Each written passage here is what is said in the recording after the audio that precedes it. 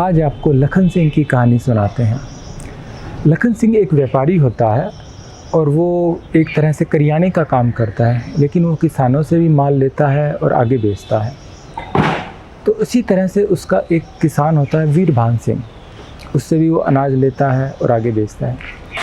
एक दिन उसे खबर मिलती है कि वीरभान सिंह है वो मर गया है और उसने वीरभान सिंह को कुछ पैसे देने होते हैं अनाज के। तो उसके मन में लालच आ जाता है, वो सोचता है कि अब मुझे इसके पैसे नहीं देने पड़ेंगे। तो लेकिन इस बात को कंफर्म करने के लिए कि वो मर चुका है, उसके गांव चला जाता है। वीरभान सिंह के गांव जाकर उसके घर का पता लगाता है।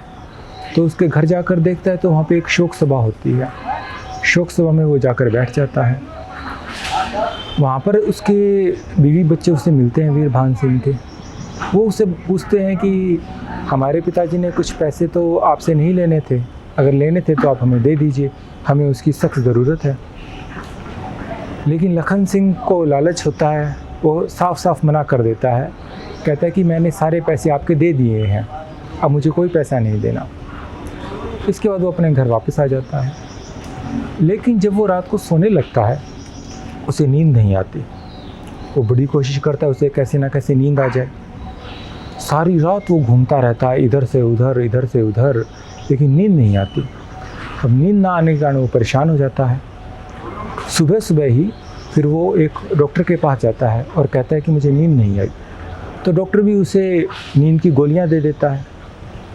तो नींद की गोलियां लेकर वो आ जाता है और 2 गोलियां ले लेता है नींद की, ताकि उसे नींद आ जाए। लेकिन वो 2 गोलियां और ले लेता है, 4 गोलियां ले लेता है, फिर भी नींद नहीं आती। तो थोड़ी सी और गोलियां ले लेता है, तब जाके उसे नींद आती है। लेकिन 1 ही घंटे बाद वो फिर उठता है। अब उसका जी घबराने लग जाता है क्योंकि ओवरडोज हो गई है नींद की। तो उसे समझ में नहीं आता वो क्या करे। ऐसे में उसे याद आती है काशी बाबा की। काशी बाबा उसके एक बचपन का दोस्त होता है और वो एक आश्रम में रहता है शहर से थोड़ा सा दूर। तो वो काशी बाबा के पास पहुंच जाता है और काशी बाबा को सारी बात सुनाता है कि ऐसे ऐसे मुझे नींद नहीं आ रही, मैंने दवाइयाँ भी ली लेकिन फिर भी मुझे कोई फ़ायदा नहीं हुआ। तो काशी बाबा कहता है कि देखो, तुम्हारे दिल पर कोई बात आ गई होगी, उसके कारण तुम्हारा मन विचलित है, तभी तुम्हें नींद नहीं आ रही।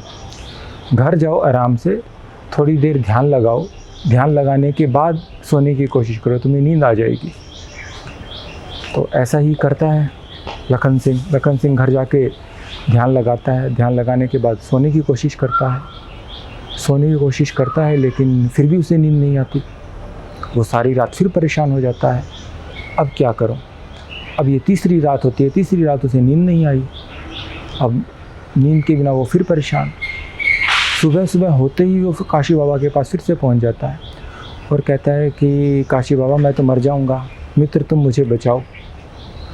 तो काशी बाबा कहते हैं, तुम्हारे दिल पर कोई बात है, तुम्हें पता नहीं चल रहा। ऐसा करो, तुम यहाँ मेरे सामने बैठो, सुखासन में बैठ जाओ और आंखें बंद कर लो। लखन सिंह सुखासन में बैठ जाता है, आंखें बंद कर लेता है। और फिर काशी बाबा पूछते हैं, देखो किसका ध्यान आ रहा है तुम्हें, कौन आ रहा है माथे में। तो लखन सिंह कहता है वीरभान सिंह। तो काशी बाबा पूछते हैं, वीरभान सिंह कौन है? कि ये एक किसान है, मुझे इसके पैसे देने हैं। तो काशी बाबा कहते हैं, दे दो उसके पैसे। तो लखन सिंह एकदम से कहता है, हाँ दे दूंगा उसके पैसे।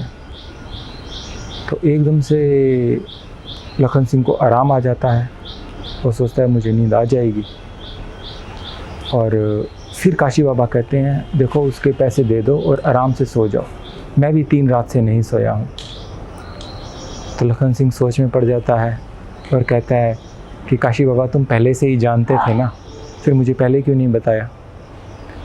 तो काशी बाबा कहते हैं, देखो तुम मेरे मित्र हो, अगर मैं तुम्हें पहले बता देता तो तुम शर्मिंदा हो जाते और मेरे पास फिर कभी नहीं आते। लेकिन अब तुम सारी सिचुएशन को देख चुके हो, समझ चुके हो, अब उसके पैसे दे दो और आराम से सो जाओ।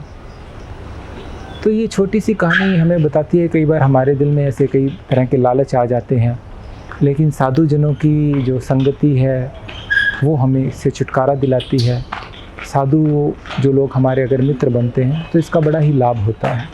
और कहा भी गया है, साधु से ना होए कारज हानि।